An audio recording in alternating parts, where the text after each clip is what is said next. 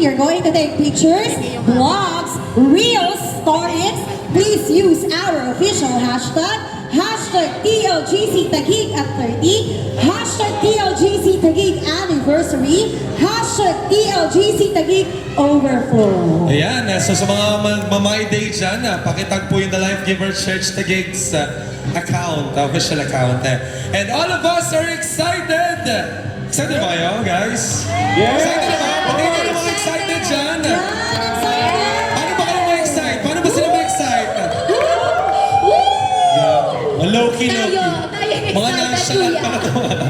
Sila ma-excited. So again, all of us are excited and we are looking forward to hearing this message or another revelation from God para sa panibagong taon ng ating paglingkod at pagsamba. Kaya naman to introduce our very special guest speaker, or should I say, our loving tatay. Ayan, our loving tatay.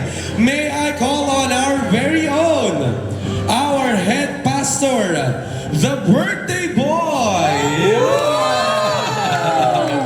Okay lang ba pag tinawag namin po siya? Pag tinawag po namin, pag sinabi ko po ang kanyang pangalan, pwede ba natin siyang kantahan ng happy, happy birthday?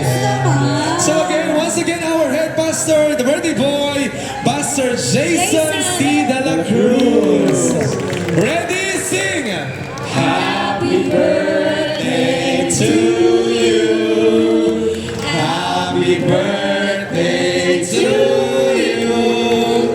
Happy birthday, happy birthday. Happy birthday to... Isa pa yung pinakamasaya naman. 1, 2, 3. Happy birthday to you. Happy birthday to you. Happy birthday, happy birthday. Happy birthday to you. Happy birthday, Happy birthday, Pastor Jason. I-blow niyo muna po yung candle.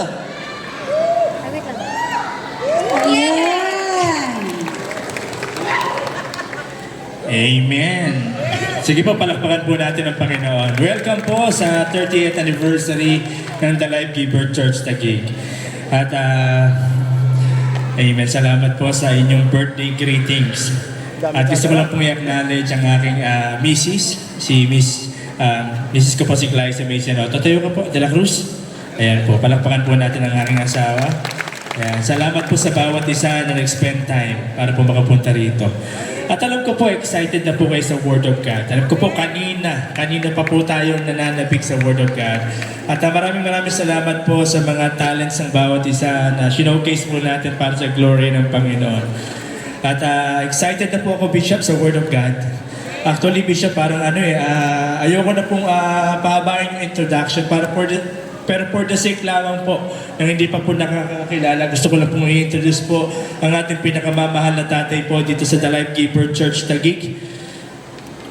Si Bishop Wilfredo S. Lainez, siya po ang senior pastor of The Life Giver Church since 1987. Married to Sister Mary Ann Lainez in 1984, and they are blessed with 4 lovely children.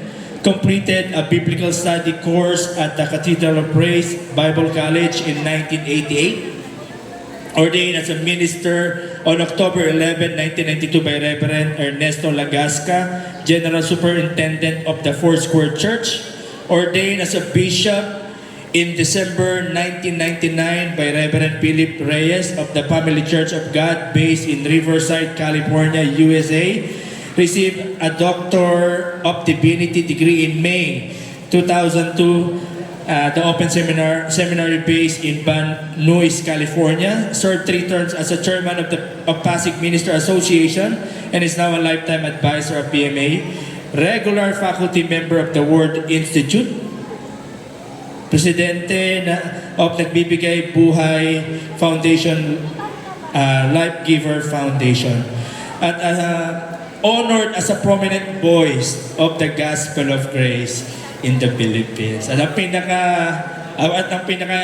pinaka malapit na description ni Bishop sa akin is siya po yung nag-father o naging ama po ng marami pong lingkod ng Diyos na kailangan po ng gabay at Kalinga. Maraming salamat po, Bishop. Kayo po ay malaking pagpapala po sa amin. At ngayon po, excited po kami makapakinig ng salita ng Diyos through your life po. Tinatawagan ko po si Bishop Wilfredo S. Reyes. Malakpakan po natin ang Panginoon sa buhay po ni Bishop.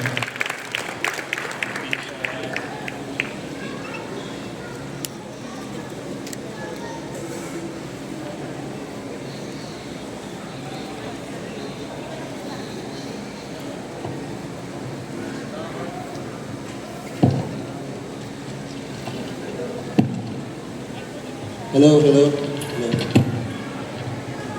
Thank you, Pastor Jay. Okay na po. Salamat sa Panginoon. Magandang pinagpalang hapon po sa inyong lahat. At sa ngalan po ng pamunuan ng The Land Giver Church Worldwide, kami po ay malugod na bumabati sa inyo pong lahat ng masaya at pinagpalang 30 years ng paglilingkod sa ilalim po ng banner ng The Life Giver Church Worldwide. At nakakatuwa po at nakalulugod na napaghandaan po talaga yung ating pong program at salamat sa Panginoon na bless po kami. Parang sapat na nga yung mga nasaksihan natin para i-celebrate na natin yung ating 30 years na paglilingkod sa ministry po ng The Life Giver Church Worldwide. Naiyak lang ako dun sa mga testimony, lalo po yung testimony ni Auntie Lolit. Talagang hindi ko po napigilan umiyak kasi damang-dama ko po yung marubdob, yung marubdob na panalangin at paghahangad ni Ate Lolit na sa pasimula hanggang sa ngayon at sa marami pang taon ay tuloy-tuloy po tayong sama-sama bilang magkakapatid at bilang pamilya na maglingkod sa ating pong Panginoon. Si Ate Lolit at ang kanila pong buong pamilya ay kasama po namin na nag-pioneer ng The Life Giver Church. At totoo po yung sinabi ni Ate Lolit na sadyang napakaraming pinagdaanan, napakaraming pagsubok, napakaraming panahon na parang ginigiba, pilit na pinahihinto. May panahon na parang susuko na kami, lalo na ng pamunuan. Pero sa kabila ng lahat ng ito, napakabait, tulad ng halos maiyak si Ate Lolit at naiyak na nga dahil totoong ang masasabi namin ay napakabuti at napakabait ng ating Panginoon. Salamat sa Panginoon. At yun po ay totoong totoo, yung pagluha po ni Ate Lolit ay isang luha ng talagang nadama namin yung kabaitan, kabutihan, kagandahan loob at katapatan ng ating Panginoon. At ang prayer natin ay magpatuloy pa yung ating paglilingkod hanggang sa bumalik ang ating Panginoon. Maraming salamat po. At sa hapon po ito, sa nalalabing sandali ng ating pong celebration, payagan po ninyo na hindi ko po masyadong pakakahabaan. Bagamat lagi akong nagsasabi ng ganyan pero hindi naman natutupad. Pero sisikapin ko po sa patnubay ng Espiritu ng Panginoon na huwag mapanis ang pansit. Kasi meron kami dinaluhan napanis ang pansit sa sobrang haba ng na-sharean ko. Kaya salamat sa Panginoon na I will not do that today. So congratulations po sa ating resident pastor ng The Life Giver Church Taguig sa katauhan po ni Pastor Jason at ni Ate Glyza na nagsa-celebrate po ng, pwede bang sabihin yung edad? 40 years na po siya ngayon. Ngayong araw na ito, eksaktong araw po, ngayong araw na ito, nagsa-celebrate po si Pastor Jason ng 40th birthday po niya. Amen. At may kasabihan, na kapag sumasapit ang ika-40th, yan po ang simula ng panibagong taon ng isang henerasyon o henerasyon ng buhay. 140 years ay one generation. 140 years ay one generation. Kaya si Pastor Jason ay papasok na sa ikalawang yugto ng ikalawang generation sa ika-41. Maraming significant message po ang 40. Marami po. Pero hindi ko na i-share. Ang ibabahagi ko po yung magandang napanood po natin sa ABP natin. Yung pong significant biblical meaning ng 30. Kapag sumapit ang edad na 30, yan po ay napaka-significant sa Biblia. Yung pinakita po ninyo kanina, eksaktong-eksakto po yun. Actually, yan din po yung ipin-repair ko at ibabahagi ko lang, bahagi lang po yan, maiksi lang bahagi, na kung ano ang significance nung 30. Ano ba yung significance ng 30? Pinakita po natin kanina na actually ang 30 po ay, praise God, asan ba yung aking notes dito? Praise the Lord. Hallelujah. Paumanin po hinahanap ko lang. Ay, nawala.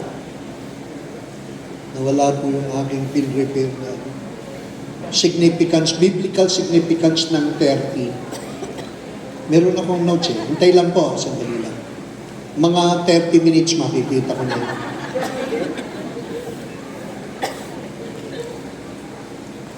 Praise God. Amen. Ayun. Yung pinresent ko kanina, eksakto po yun. Kaya lang, gusto ko pong dagdagan. Ang sabi po, in the Bible, the age of 30 holds significance as a marker of the following. So sa Bible po, ang number 30 ay napaka-significant. Kung bakit napakahalaga ay sapagkat ang 30 ay katumbas po ng pagpapasimula ng maturity. So kapag ikaw ay umedad na ng 30 years old, ikaw ay pumapasok na sa ikaw ay seryoso na sa buhay. Magiging seryoso ka na sa buhay sapagkat sa edad 30 ay nagsisimula na yung stage of maturity. So parang magpapaalam ka na sa pagiging childish, magpapaalam ka na doon sa bulagsak na uri ng pamumuhay, yung bara-bara, kesera-sera, whatever will be. Parang magpapaalam ka na doon sa buhay na wishy-washy, pawindang-windang, at bara-bara. Kung hindi kapag pumasok ka na sa 30 years, itatalaga mo na ang sarili mo na maging seryoso.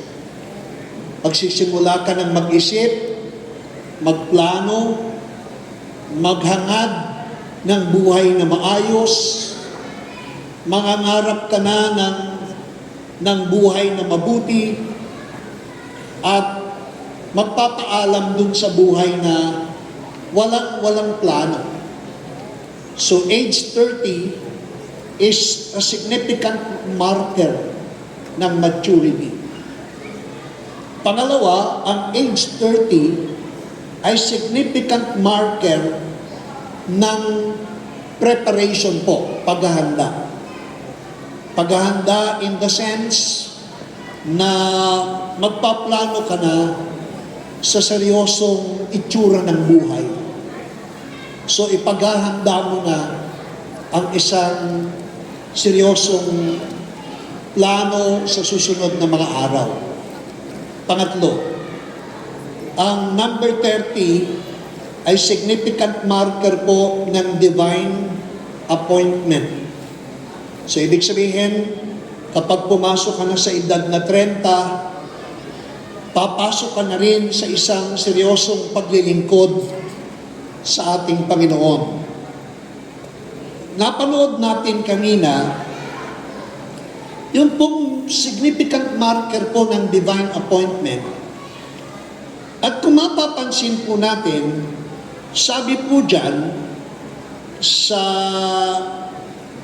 Genesis chapter 41-46, nang tawagin at pagkatiwalaan ng Pharaoh si Joseph the dreamer.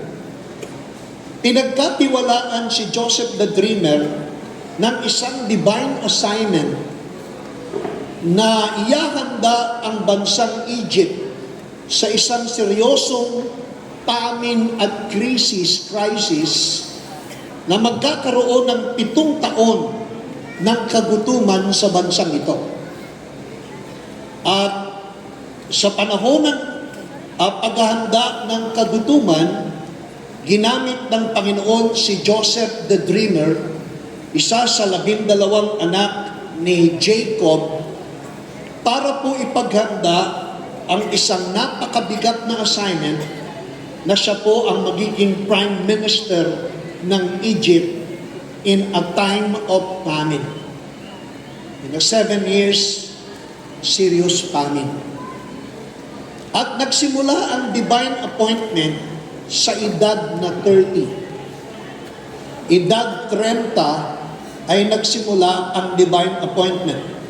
Sabi po sa Genesis 41-46, so Joseph took charge of the entire land of Egypt, and he was 30 years old.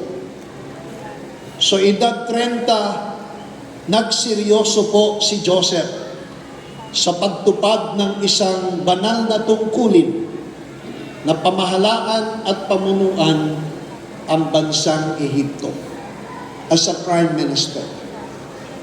When was that? Joseph was 30 years old. When he became second in command to Pharaoh after being in prison as a slave in Egypt. So take note of that.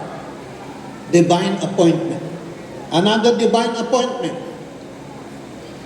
Ang mga saserdote, mga pari, na maglilingkod mula sa lipi ng mga Levita from the tribe of Levi can only be officially appointed divinely at the age of 30. So walang pari na magsisimula ng kanyang banal na tungkulin kung hindi siya ay umidad na 30 anyos. At maglilingkod siya sa loob ng 20 hanggang 50 taon. 20 to 50 o 30 to 50 years maglilingkod siya after his divine appointment. 30 rin po yan. 30 years old po yan. Si Haring Saul, nang siya po'y italaga para maging tagapamahala ng bansang Israel, siya po ay namahala sa loob ng 30 taon. Saul became king when he was 30 years old. At ito'y mababasa po natin sa 1 Samuel chapter 13 verse 1. Ito po ang mababasa. Saul was 30 years old when he became king, and he reigned for 42 years in Israel. So divine appointment, 30 years old. Si David, he became king when he was 30 years old. At ito'y mababasa natin sa 2 Samuel chapter 5 verse 4. Ang sabi po, David was 30 years old when he began to reign, and he reigned 40 years all in all. So ano po ang 30 years? 30 years means the beginning of a divine assignment. The beginning of a divine appointment. Si Ezekiel, ay naglingkod bilang propeta sa Ezekiel 1:1 at the age of 30. Malinaw po, ang sabi, on July 31 of my 30th year, ang sabi ni Ezekiel, while I was with the Judean exiles beside the river in Babylon, the heavens opened and I saw the visions of God. So nakita ni Ezekiel ang kanyang panawagan nang siya po ay 30 years old noong July 31, ang sabi po. Jesus has officially started his earthly ministry at the age of 30. At yan ay mababasa natin sa Luke chapter 3:23. Jesus was about 30 years old when he began his public ministry. 30 years old po nang nagsimula siya ng kanyang public ministry. So ito po'y ilan lamang sa mahalagang paalala na napaka-significant ng 30 anyos, lalong-lalo na sa pagganap at pagtupad ng ating tungkulin sa ating Panginoon. Kaya po ang 30 years para sa The Life Giver Church Taguig ay parang pagpapasimula na po ng isang seryosong pagtanggap ng tungkulin ng The Life Giver Church Taguig para sa isang seryoso, tuloy-tuloy at makabuluhang paglilingkod, wala nang ayawan, wala nang iwanan, at tuloy-tuloy hanggang sa pagbabalik ng ating Panginoon. Amen. Parang yung palakpak nyo, kayo na lang. Oh, hallelujah. Praise God. So yan po ang sabi.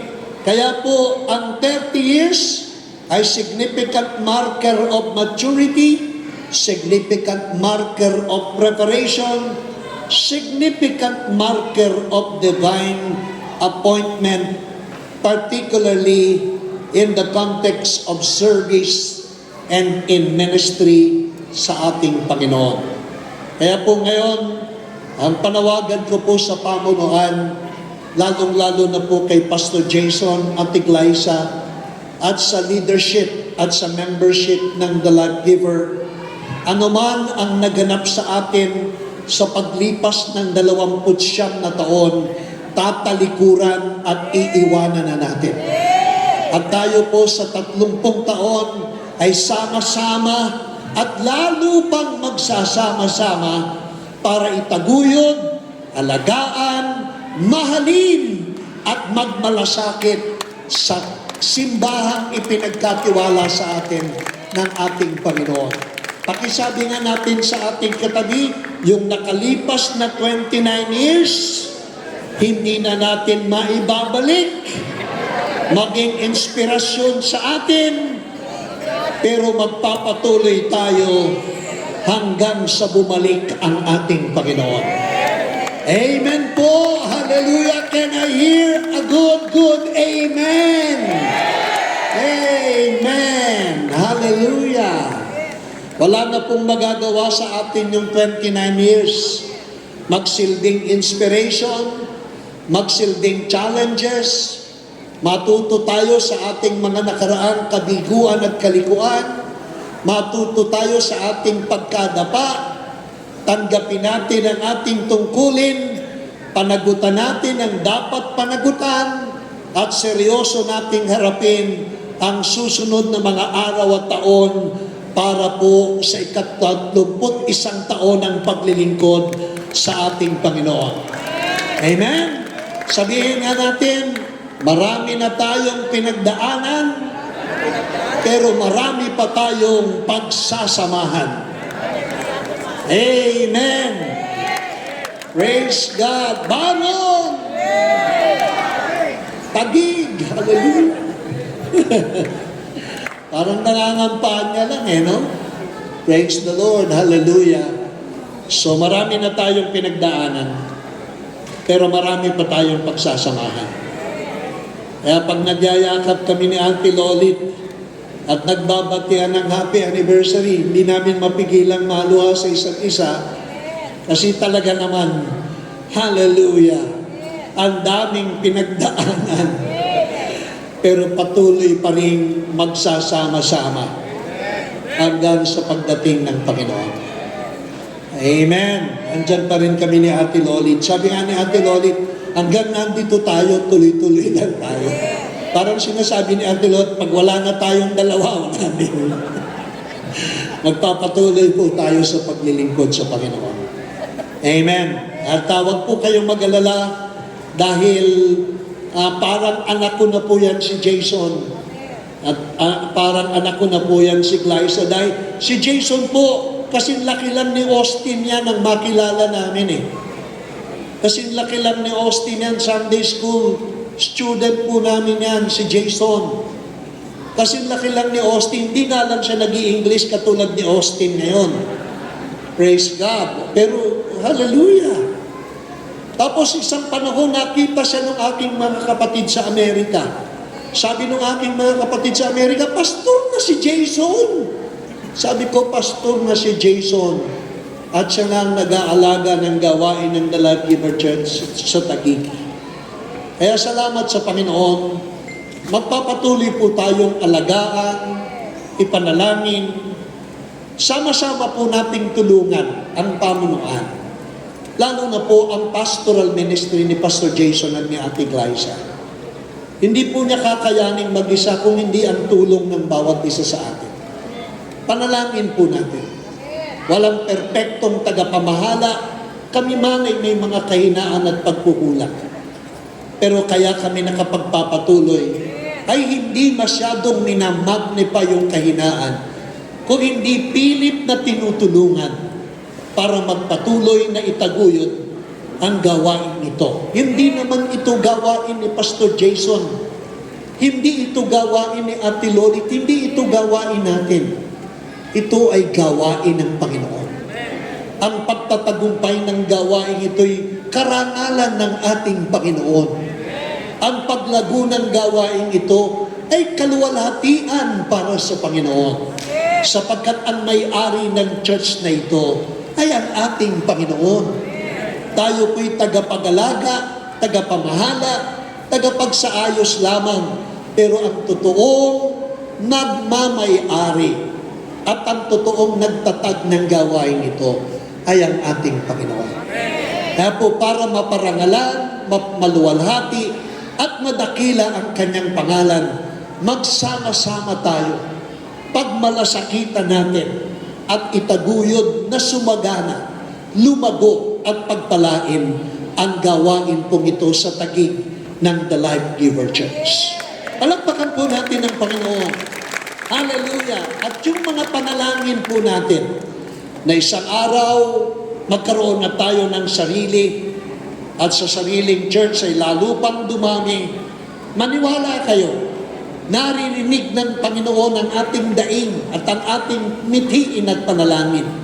At isang panahon, tapat ang Diyos, makatarungan siya na ipagkakaloob niya sa atin ang ating mga panalangin. At isang araw, tayo is magsama-samang magdedeklara sa isang church na aariin natin atin na sa pangalan ng ating Panginoon. Amen po? Lahat tayo nangangarap niyan.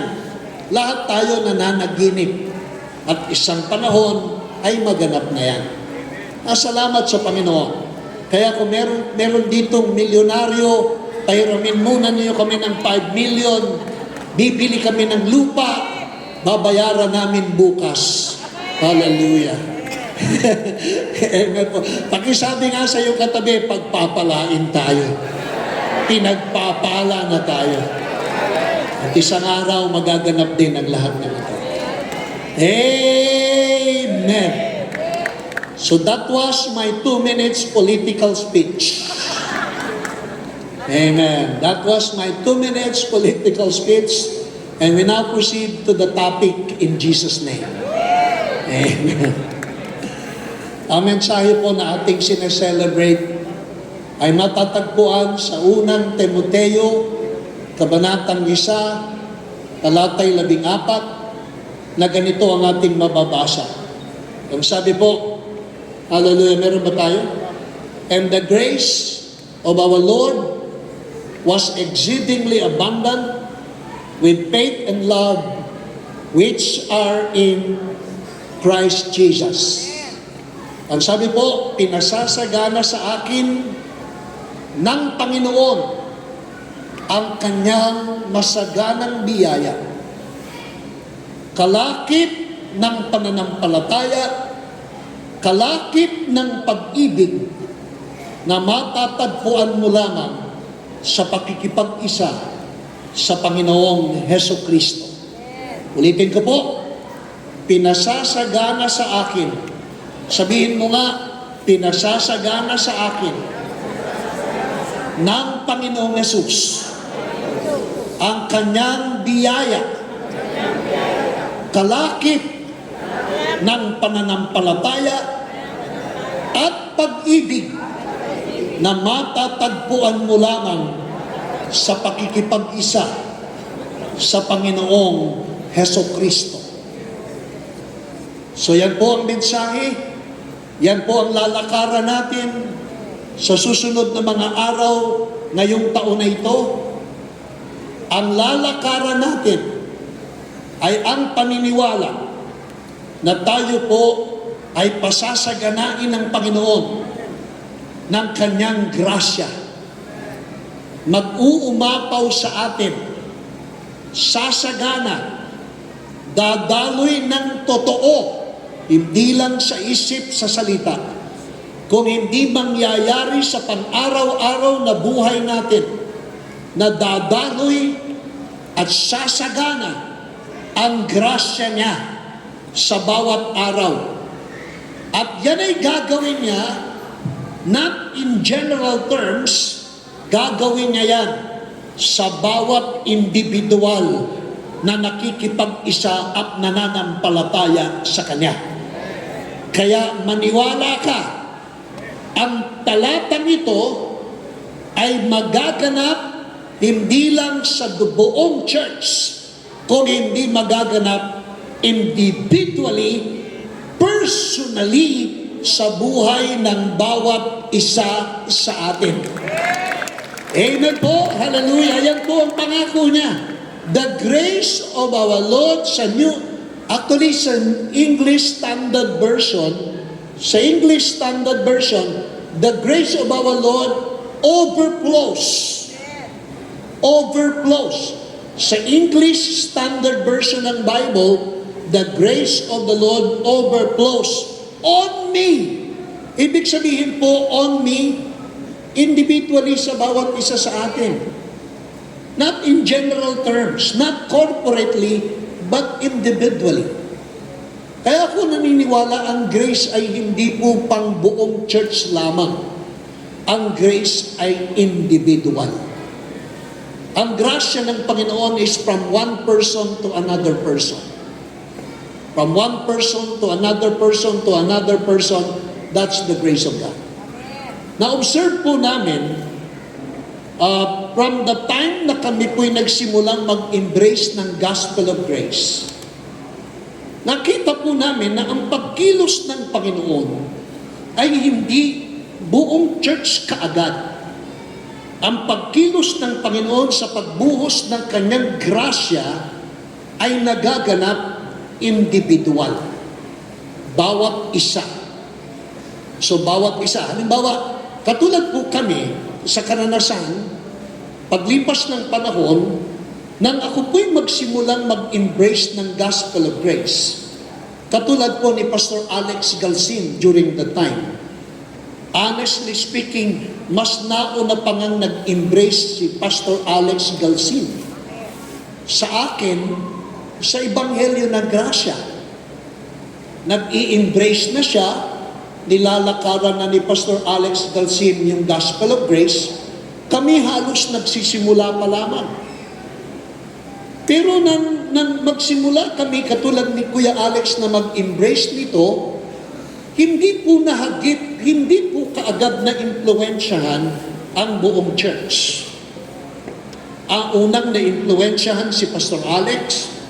Then later on, hallelujah, wala namang nagtuturo sa akin, pero parang sa biyaya ng Panginoon, ay unti-unti po akong nabubuksan sa Ebanghelyo ito ng grasya. And during that time, in 2008-2009, the day we start and we begin embracing the gospel, doon lang namin nasabi ni Pastor Alex Galsin na parang doon lang kami na born again. Parang yung tinatawag namin na aha moment, na biglang nabuksan ang nakasaradong bumbilya ng ilaw, at nang makita namin ang Ebanghelyo ng grasya, biglang nagliwanag sa amin ang kakaibang relasyon sa Panginoon. Nag-iba yung aking pakikipagrelasyon sa Diyos, nag-iba yung aking pakikipagrelasyon sa Kanyang salita, nag-iba yung aking pakikipagrelasyon pati sa aking kapwa. At naapektuhan na ang lahat ng halos aspeto ng aking paglilingkod. And from that time on, my testimony, mula noon, hindi na kami nag-slow down, lalo pang naging masaya, lalong naging magaan, at lalong naging seryoso ang paglilingkod sa Panginoon. Hindi na kami inuobliga, napalaya sa obligasyon, at inakay sa isang paglilingkod na malaya, masaya, magaan, at punong-puno ng excitement. All because of the grace. At ang nakita ko po, my observation, ang grace ay individual.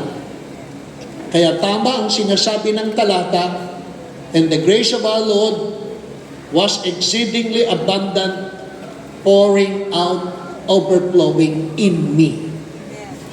Hallelujah. Kaya, then later on, maapektuhan na yan, pagka ikaw ay naapektuhan ng grasya, maapektuhan na yan ang iba hanggang sa maapektuhan ang buong simbahan. At kapag naapektuhan ang buong simbahan, like a drop of water, magkokos ng one ripple. Pag nag-cause ng one ripple, magkokos ng another ripple, magkokos ng another ripple, then it turned out to be isa ng malaking reaction, at marami nang naapektuhan. At nagpapasalamat tayo over the past many years, hallelujah, naapektuhan na po ang buong community at family ng The Life Giver Church. At kasama po dyan ang The Life Giver Church Taguig, in Jesus' name. Kaya po umaapaw, laging umaapaw. Hindi ko alam kung paano ko tatapusin tong mensaheng ito, pero hallelujah, bahala na Panginoon. Kung mapanis ang pansit, okay lang po. Okay lang po ba? Amen? Amen. Hindi ko po papayagang mapanis ang pansit. Kasi paborito ko po yung pansit eh. Amen. So yan po ang ating isa-celebrate. Overflowing, abundant grace. Excuse me po. Mayroong nagsasabi na ayaw ko dyan sa grace na yan eh. Kasi yung grace na yan ay hyper. Sabi ng marami. Ang high grace daw natin ay hyper. At kapag daw hyper, parang extra biblical. Hindi po totoo. Dito po sa talatang ito, sa 1 Timothy 1:14, ang grace po ay dinescribe ni Apostle Paul na hyper. Ang ginamit po niya, and the grace of our Lord was exceedingly abundant. And the Greek word for exceedingly abundant is huper pleonatso. At ang ibig sabihin ng huper pleonatso ay hyper abundant. Kaya po ang grace ay hyper, at ang grace ay hyper abundant. Ibig sabihin, kapag grasyang dumadaloy mula sa ating Diyos Ama, mula sa Panginoong Yesus, maniwala ka, ang grasyang isusupply niya ay laging umaapaw at laging sobra sa sagana.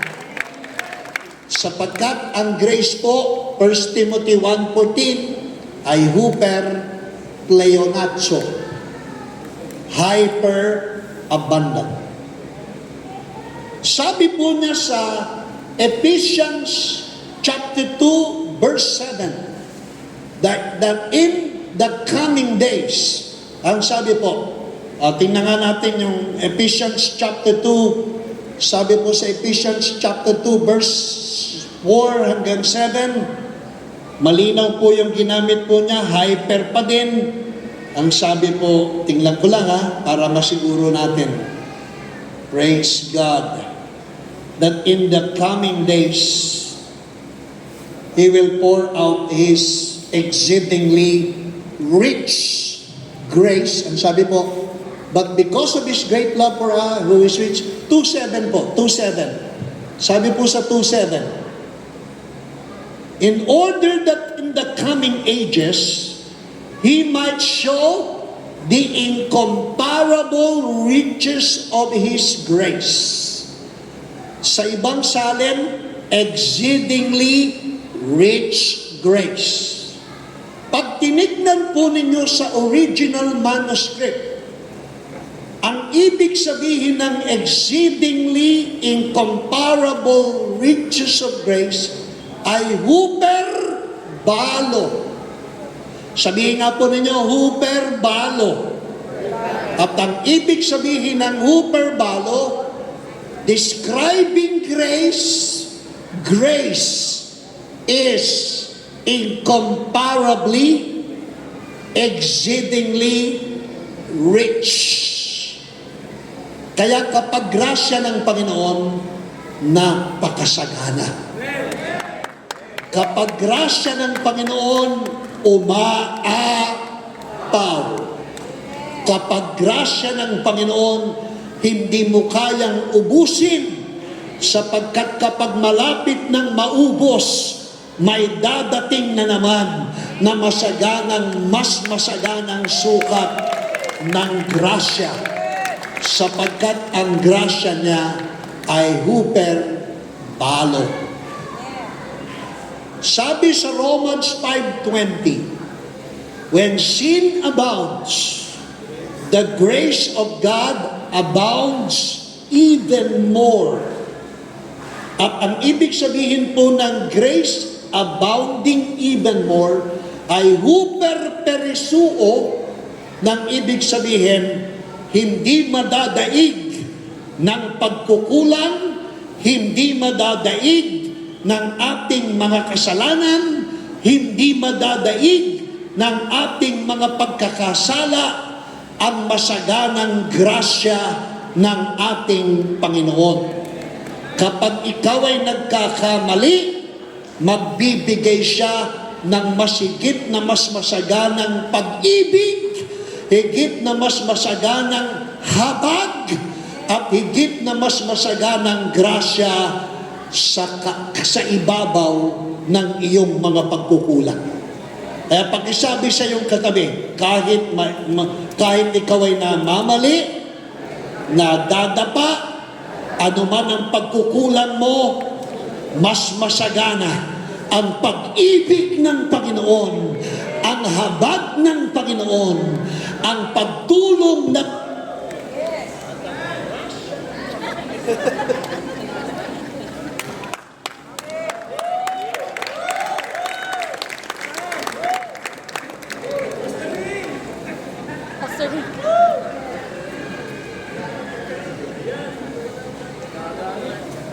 praise God.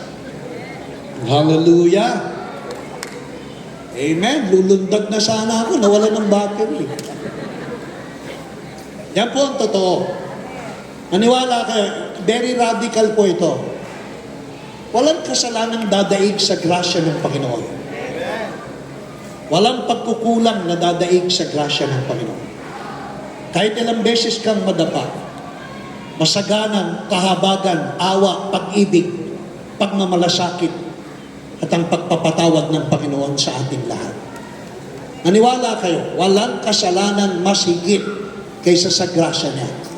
Sapagkat kapag ang kasalanan ay dumarating, magbibigay siya ng mas masaganang sukat ng kahabagan, pagmamahal, pagpapatawad at pag-ibig na mas higit kaysa sa ating mga pagkukulang.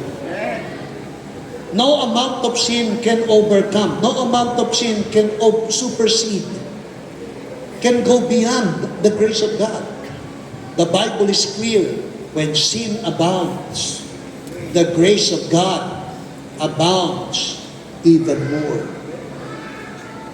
Kapag ikaw ay nagkakamali, mas masagana ang pagmamalasakit, ang pag-ibig ng Panginoon.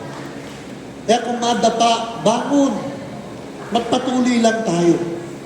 Kung magkamali, tanggapin natin, harapin natin ang pananagutan. Huwag nating takasan ang ating pagkakamali. Harapin natin ang ating pagkakamali. Magpatuloy lang tayo. Kung meron tayong mga nagawang pagkukulang, harapin natin ang ating mga pagkukulang. Squarely, courageously, maging tapat tayo sa ating mga pagkakamali. Harapin natin. Pagkatapos, tanggapin natin ang mas masaganang biyaya niya. Magpatuloy lang at huwag susuko.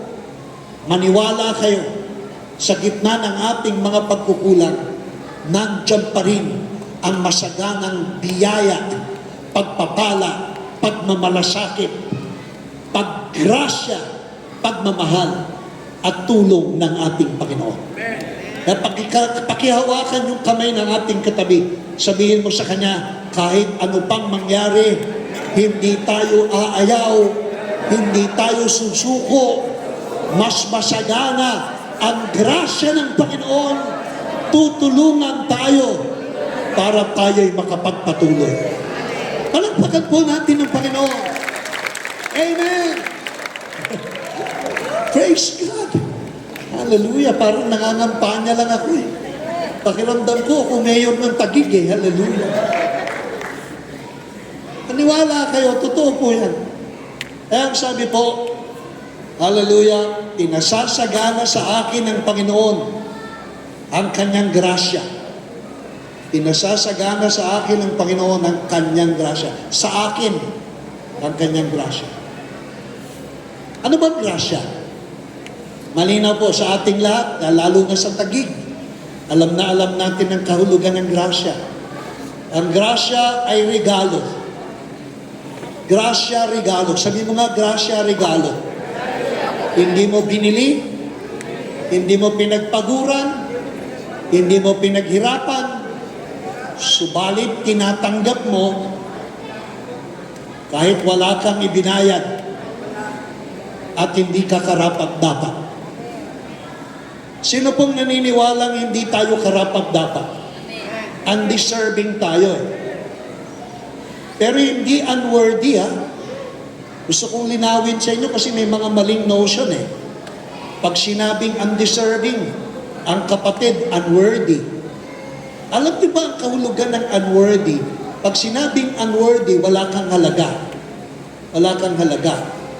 Pag sinabing undeserving, hindi ka karapat-dapat. Alam po ninyo, tayo po undeserving lang, pero hindi tayo unworthy.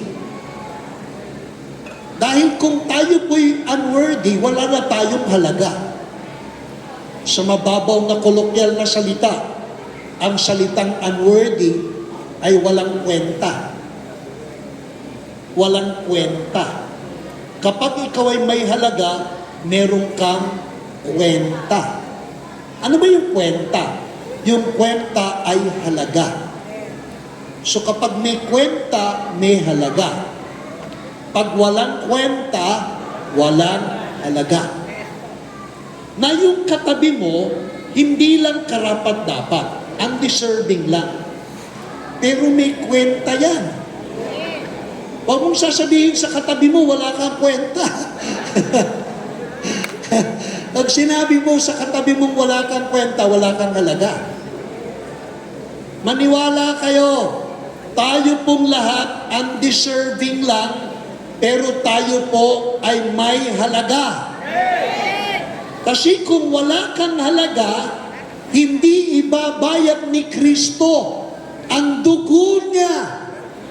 Pero dahil mahalaga ka, ang halaga ng buhay mo ay ang dugo, kamatayan, paglilibing, at pagkabuhay na magmuli ng ating Panginoon. Kaya sabihin mo sa katabi mo, mahalaga ka. At ang halaga mo ay ang dugo ng Panginoong Hesukristo. Kaya lang, kahit may halaga ka, di naman tayo karapat-dapat eh. Pero dahil sa grasya niya, ikaw na may halaga na hindi karapat-dapat, ay pinapaging karapat-dapat niya. Dahil sa grasya. Kaya ang grasya ay regalong tinatanggap para sa lahat ng ating mga pangangailangan. Grace is our unmerited gift which we receive for everything that we need in life. Para sa lahat ng pangangailangan mo sa iyong buhay, habang nabubuhay ka pa, ang kailangan natin ay grasya. Sapagkat grasya lang ang makapagsusustain sa atin para ma-enjoy natin ang buhay na mahirap sa mundong ibabaw. By the grace of God. Grace is a gift. Grace is a gift. Grace is the unconditional, unmerited love and kindness of our God. Done because of His finished work at the cross.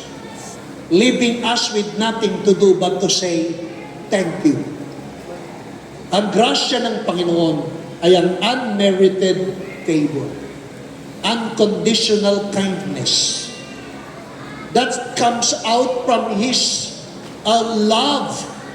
loving relationship towards us, leaving us with nothing to do but to say thank you. Ang pwede mo lang gawin sa grasya ay magpasalamat. Binga natin, thank you Lord sa iyong grasya. Hallelujah. So ang grasya niya, ibibigay niya masagana araw-araw.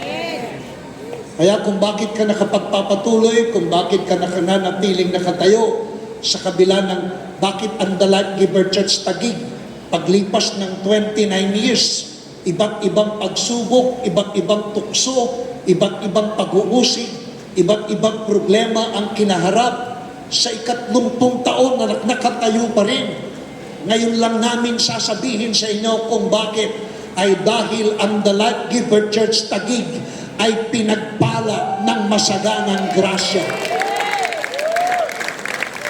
At dadaloy pa yung mas masagana pa.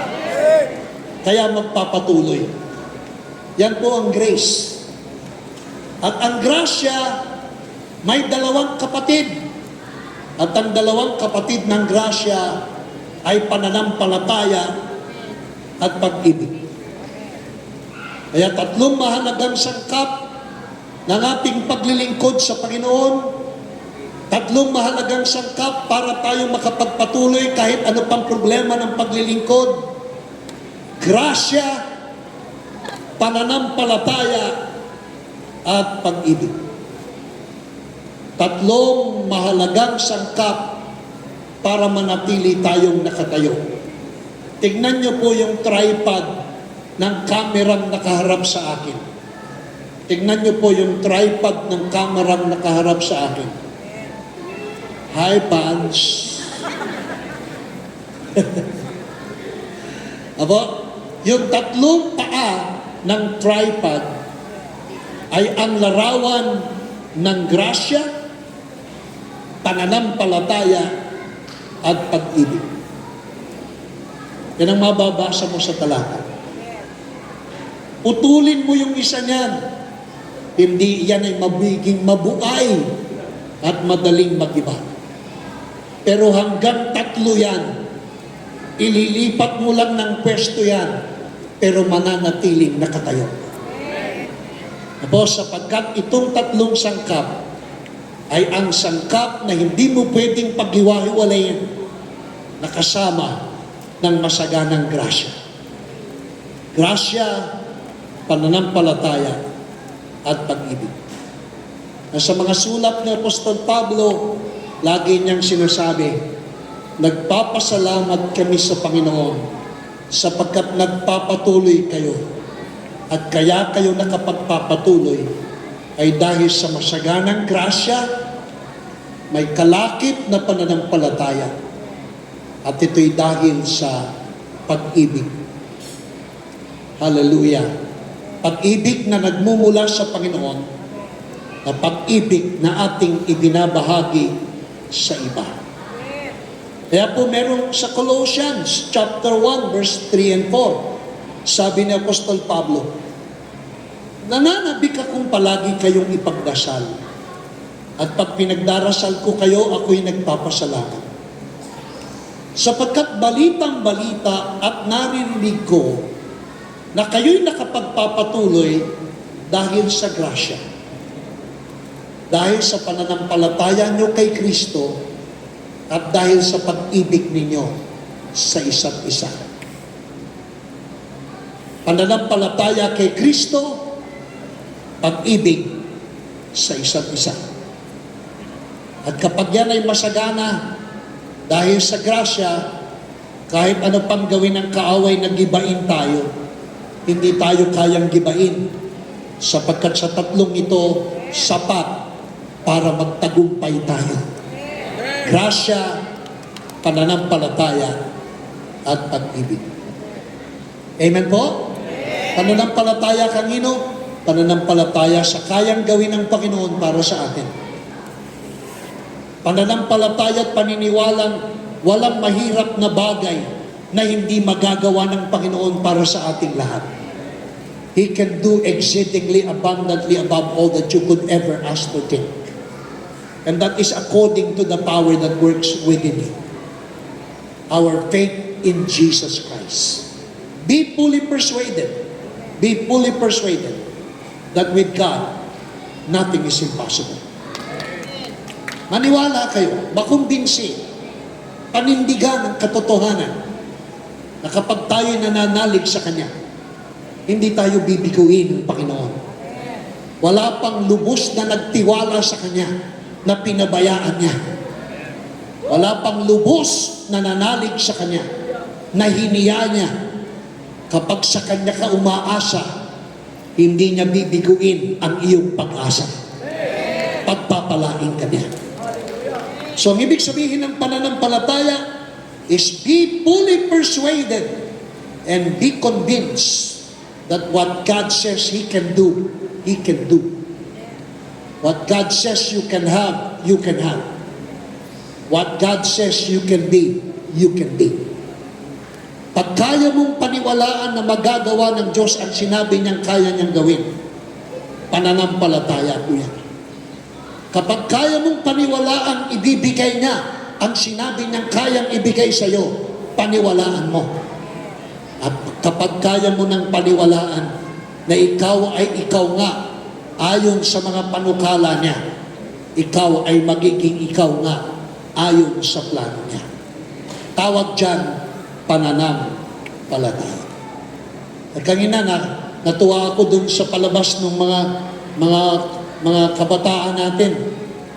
At yung mga kabataan, nangangako na magpapatuloy kami kahit ano pang mangyari at mananampalataya sa Panginoong Hesus. Sabihin mo nga sa katabi mo, pananampalataya lang. Pananampalataya lang. Yan lang yung kailangan natin. Pananampalataya para masungkit natin, para masungkit natin yung lahat ng inihandang biyaya. Pananampalataya lang eh. Ay nagtuturong, hindi mo na kailangan ng faith. Huwag kayong makinig doon. You run away. Maniwala kayo, pananampalataya lang ang makasusungkit ng lahat ng tinapos na pagpapala at binayarang pagpapala ng Panginoon. sa krus ng Kalbaryo para sa atin. Huwag kang panghinaan ng loob. Huwag kang susuko. Huwag kang mabuhay sa nakikita at nararamdaman lamang. Mabuhay tayo sa paniniwalang kayang gawin ng Diyos ang sinabi niya, gagawin niya para sa akin. Kaya niyang ibigay sa akin ang ipinangako niyang ibibigay niya sa akin. Magiging ako, ayon sa sinabi niyang magiging ako. At yan ay pinaniniwalaan. Amen. That's faith. Punta tayo sa love. Hallelujah, sabi ni Apostol Pablo, natutuwa akong ipanalangin kayo kapag pinagpe-pray ko kayo ko'y nagpapasalamat. Sinabalitaan ko ang pananalig nyo kay Kristo at nabalitaan ko ang pag-ibig ninyo sa isa't isa. Faith, grace, and love. Pag-ibig. Ano ang relasyon ng pag-ibig sa grasya? Sabi ng iba, ang grasya daw ay pag-ibig. Sabi ng iba, ang pag-ibig daw ay grasya. Ang sabi ko naman, ano na? Sabi ng iba, ang grasya daw ay pag-ibig. Sabi naman ng iba, ang pag-ibig ay grasya. Sabi ko naman, conforme sa talong. Layo, no? Pinapatawa ko lang po kayo. Maniwala kayo, ang grasya ay bunga ng pag-ibig. Ang pag-ibig ay nire-representa ng Ama. Ang grasya nire-representa ng anak. Kaya sa benediction ni Apostle Paul, 2 Corinthians 13:14, sabi niya, may the love of the Father, may the grace of the Son, and may the responsibility and union of the Holy Spirit be with you all. So what represents love? The Father. Who represents grace? The Son. Dahil sa pag-ibig ng Diyos, ibinigay niya ang grasya. Kaya ang grasya ay galing sa pag-ibig. Ang grasya ay pag-ibig na nanggaling sa langit na bumaba sa lupa. Ang grasya ay pag-ibig na galing sa langit na bumaba sa lupa. Pagsapit sa lupa ng grasya, inabot ang bawat isa. Nagpakababa ang grasya na nanggaling sa itaas at sa kanyang pagbaba, siya'y yumukod upang abutin ang bawat isa na hindi kayang abutin basta-basta maliban sa grasya niya. Grace is the love that stoops down to bless all of us. Kaya ang pag-ibig ay nagbunga ng grasya. Amen po? Kaya kung gusto mong ipadama ang grasya, maipapadamo mo ang grasya sa pamamagitan ng pag-ibig sa isa't isa. If you want to express and to transcend grace, grace can only be expressed by love for one another. Kaya ang sabi ni Apostol Pablo, nabalitaan ko ang inyong pananalig kay Kristo, nabalitaan ko ang pag-ibig ninyo sa isa't isa. Kaya kung sa The Life Giver Church, kung mauunawaan lang natin na wala tayong kapangyarihan sa sarili nating mag-umibig sa isa't isa, kung hindi dahil lang sa pag-ibig na idiniposito niya. Dahil sa pag-ibig na idiniposito niya sa iyo, kaya mo nang ibigin ang kahit kaaway mo, ang isa't isa.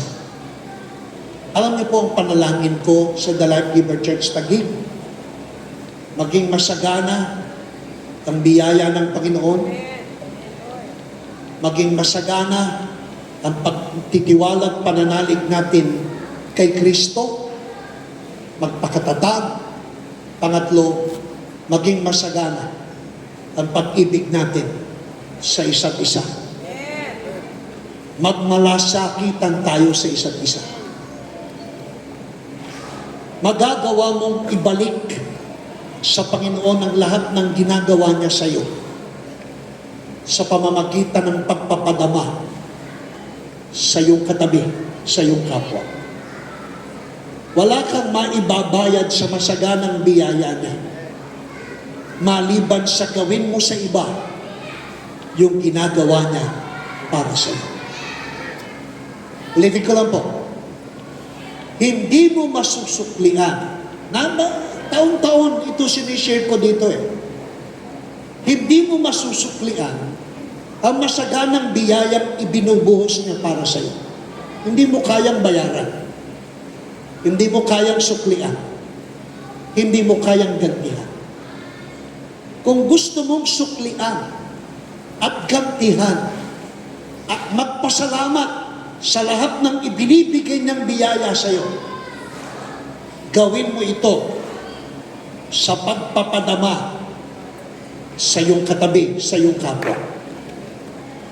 Kapag kaya mo nang ibigay sa iba yung ibinibigay niya, pwede mo nang sabihin, ikinapamumuhay mo na ang grasya at biyaya ng ating Panginoon. Pero kung hanggang hindi mo pa kayang padaluyin, i-share, at ibahagi sa iba, huwag mong sasabihin nasa grace ka na, sapagkat masasabi mo lang na totoong dumadaloy na ang masaganang grasya sa iyo kapag kaya mo nang ipadama sa mga kasama mo ang mga pagpapalang tinatanggap mo galing sa kamay niya. Amen po! Amen! Kaya, ganun lang po kasimple. Magtatapos na po ako. Hallelujah! Kapag kaya mo nang ipadama sa iba. Pag sa'yo lang, tagapagturo ka lang, nararanasan mo lang yung grace, pero hanggang hindi mo pa kayang i-share, it can never be considered pure grace. Pure grace can only be pure. Perfect grace can only be made perfect if you are more than willing and you are now ready to share, to dispense, and to transcend the grace of God you have been receiving from Him. So lahat ng tinatanggap mo sa Kanya, magiging ganap at totoo lamang kapag kaya mo na ibigay sa iba. Amen po? Amen. Hallelujah. Amen. Amen. Kapag kaya mo nang ibigay sa iba, ano ba tinanggap natin sa Panginoon? Hindi ba pag-ibig? So kung kaya mo nang yung tinatamasa mong pag-ibig, kaya mo nang i-share sa iba, praise God, you are on your way. Pwede mo nang lakaran ang tunay na ebanghelyo ng pag-ibig. Pag kaya mo nang i-share sa iba. Sabi nga, ang pag-ibig ay hindi pag-ibig kapag ikaw lang ang nagtatamasa. Ang pag-ibig ay pag-ibig kapag kaya mo nang ipadama sa iba. Hawakan mo nga yung kamay ng iyong katabi. Sabihin mo sa kanya, i-share natin ang pag-ibig sa isa't isa.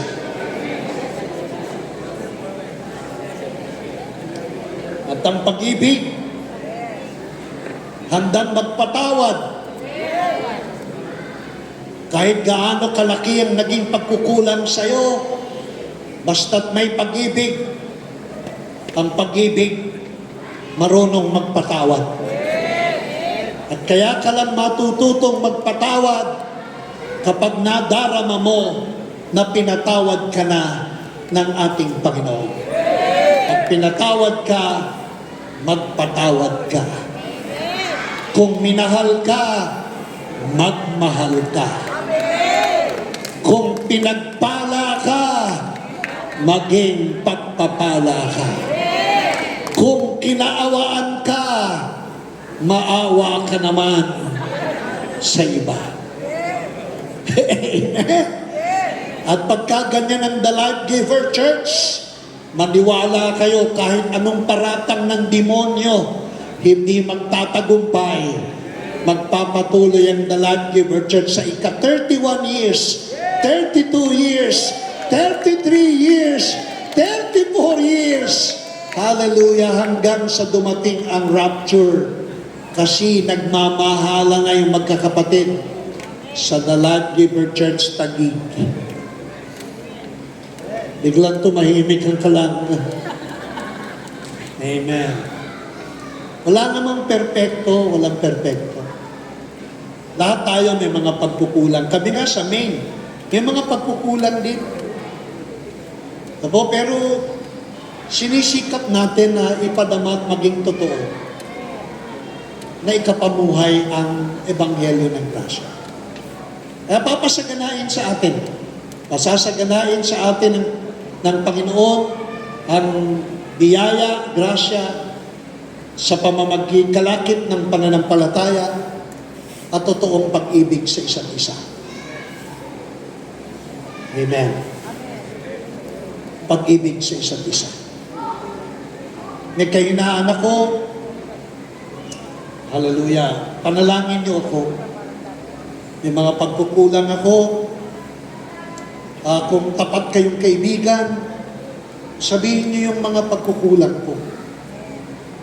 Kung pwede niyo kong kausapin, direkta sabihin niyo, direkta yung gusto niyong sabihin. Para tayong nagkakaunawan at nagmamahalan, hindi na lalawak at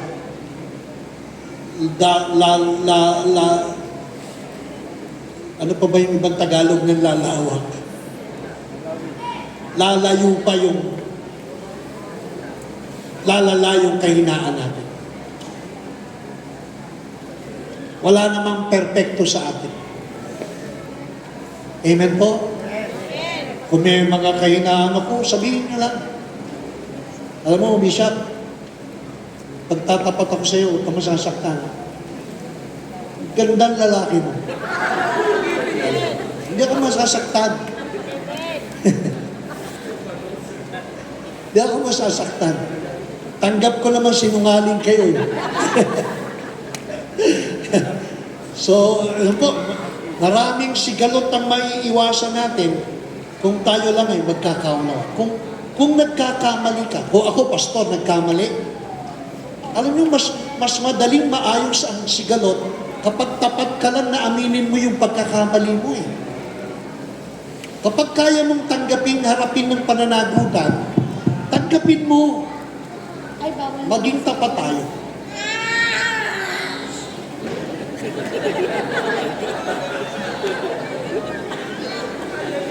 Amen. Praise God. Para lang sa church ako. Amen po. Kasi alam nyo, ganyan, sa lahat ng churches, sa lahat ng mga satellites, may mga ganyan eh, mga samot-sari, mga petty-petty na mga misunderstanding. Sa lahat ng mga satellites, may ganyan. Meron lang po nyo na nagpapatuloy na itataguyod. Kasi nagiging tapat sa isa't isa, nagpapatawaran, nagmamalasakit, tapos, hallelujah, tapos tutulungan makabangon. Sa grasya kasi ayaw nating maging condemning. Sa grasya, ayaw natin maging judgmental. Sa grasya, gusto natin maging redemptive. Gusto natin restorative. Sino ba naman ang gugustuhin magkahiwa-hiwalay dahil lang sa maliliit na mga bagay? Kung malaking bagay naman, di patawarin. Pagkatapos, tanungin natin, willing ka bang magbago? Kung willing nang magbago, hindi magpatuloy tayo na magpatuloy sa paglilingkod. Amen po? Praise God. May kausap pa ba ako? Parang, amen. At marami tayong maiiwasang problema. Magwawakas na po ako, nakikita ko na yung mga MC natin, paakyat na eh. At parang hudyat lang yan na gusto nilang sabihin, Bishop, tapos ka na. Hallelujah. At taga-tagig naman ako, kaya nauunawaan ko sila eh. Alam ko yung pulso ni Alpi, alam ko. Alam ko likaw ng bituka niyan si Alpi. Amen. Kaya po salamat sa Panginoon. Kuya King, matatapos na ako. Alam po ninyo ang bottom line, ang grasya, ang pag-ibig, at ang pananampalataya, matatagpuan mo lamang sa pakikipag-isa sa Panginoong Heso Kristo. Kaya ang sukdulan, ang lundo, at ang bottom line, finally, kung nais mong maranasan ang masaganang pag-agos ng grasya, matanggap ito by faith at maranasan mo yung mahal na mahal ka ng Panginoon kahit sino ka pa. Yan ay mararanasan mo kapag ngayong hapon bubuksan mo ang iyong puso, makikipag-isa ka sa Panginoong Hesus. Sapagkat matatagpuan mo lang ito sa pakikipag-isa sa Panginoong Jesucristo. Amen po. Hallelujah. At ang grace, mamahalin ka just the way you are. Just the way you are. Kanina umaga may kinanta ko, sabi, kanta ko ganito. Jesus loves me when I'm good. Though makes me very good. Jesus loves me when I'm bad. Though it makes him very sad. But Jesus loves me when I'm good. Especially when I am doing the things I should. Jesus loves me when I'm bad. Though it makes him very sad. Kaya po maniwala kayo, mahal na mahal tayong lahat ng Panginoon, maging sino pa man tayo. At mararanasan mo ito kapag may Kristo ka sa iyong puso. Kaya pwede pong yumuko po tayo pumikit. Kung meron po sa inyo gustong makipag-isa kay Jesus at maranasan ang masaganang grasya, maranasan ang pananampalataya at ang pag-ibig na walang pinipili, sabihin po natin, Panginoong Hesus, pinubuksan ko po ang pintuan ng aking puso, inaanyayahan ko po kayong maging Panginoon at aking personal na tagapagligtas. Sa hapong ito, ako po'y nakikipag-isa sa inyo kung papaanong kayo po'y nakikipag-isa sa akin. Papasalamat po kung kayo namatay, nilibing, na buhay na magmuli, upang bigyan ako ng buhay na walang hanggan, buhay na pinagpala, at buhay na kayang-kaya mong baguhin. Pinagkakatiwala ko po ang sarili ko sa iyo kung papaanong inialay mo ang sarili mo para sa akin. Maraming salamat po, Panginoon, sa iyong masaganang biyaya. Ako na lamang po mananalangin. Aming Ama, taos-puso po kaming nagpapasalamat sa iyo. Sa araw na ito, kasama ng pamunuan ng The Life Giver Church Taguig, kami po'y sama-sama na nagpapasalamat sa 30 taon na sinamahan mo po kami sa gawain po ng The Life Giver Church Taguig. Maraming banta ang kaaway na kami gibain. Maraming pagkakataon kami ay pasukuin. Maraming pagsubok, pag-uusik na pinagdaanan. sa lahat ng ito, hindi mo po kami pinabayaan. Taos-puso po kami nagpapasalamat sa iyo sapagkat nakasapit kami ng 30 taon. At ang biblical significance po nito, dahil nakasapit na kami ng 30 years, papasok na po kami sa kaseryosohan at tapat na paglilingkod kahit anong mangyari. Wala nang makagigiba, wala nang makapagpapahinto. Tuloy-tuloy na po ito hanggang sa pagbabalik mo, Panginoon. Pagpalain mo po ang pamunuan sa pangunguna po ni Pastor Jason at ni Ate Glyza. Pagpalain mo po ang kasama niyang tagapamahala at ang kasamang tagapamulo. Pagpalain po ninyo ang bawat pangkaraniwang miyembro mula sa pinaka-senior hanggang sa pinakabunso. Tulungan mo po kaming sama-sama na itaguyod ang gawain ito.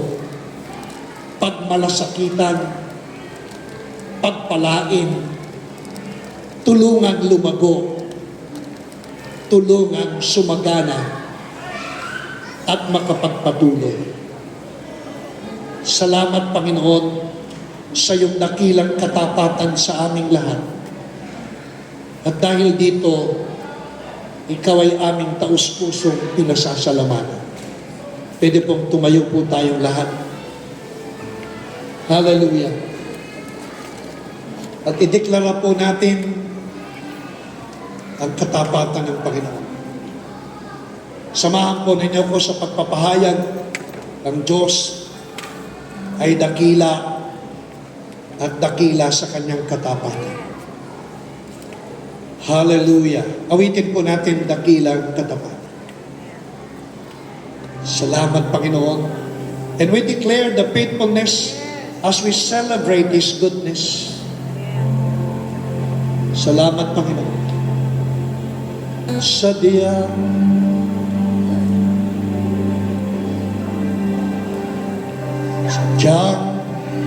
kay buti ng ating Panginoon, tatapat sa haba ng panahon, maging sa kabila ng ating pagkukulang. Biyaya niya'y patuloy na laan. Katulad ng pagsikat ng gintong araw, patuloy ka nagbibigay ng taglaw. Kaya sa puso ko ng damdamin, katapatan niya'y aking pupurihin. Dakila ka, O Diyos, kapag ka ng tunay, magmula pa sa ugat ng aming langit. Mundo'y magunawa, maaasahan kang lagi, maging hanggang wakas nitong buhay.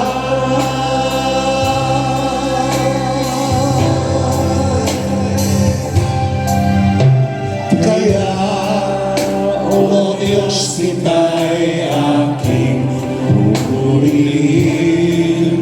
Sa buong mundo'y aking aawitin. Dakila ang iyong katapatan, pag-ibig mo'y walang hanggan.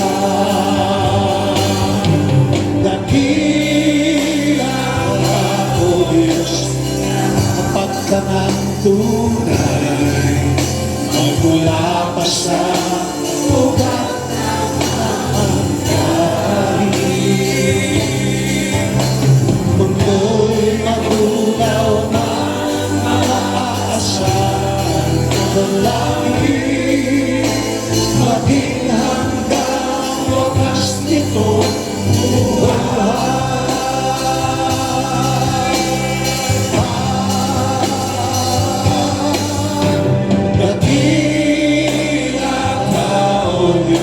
Sa habang panahon, katapatan mo'y maging reyna sa sandigan. Sa bawat hati, tagumpay man ay naroon. Daluyan ang pag-asa kung kailangan itinahon. Pag-ibig mo alay sa akin, noon ang naroon.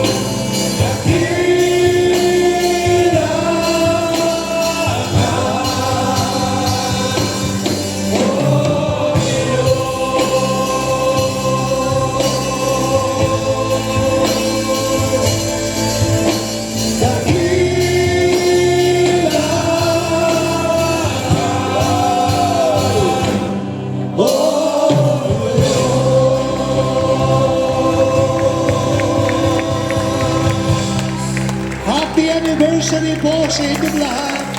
Pagpalain po tayo ng Panginoon. Glory be to God. Happy. Amen. Salamat Amen. po. Hallelujah. Muli po, maaari natin pagbigyan ng masagamang palakpakan natin Diyos na buhay sa buhay po ni Bishop Wood.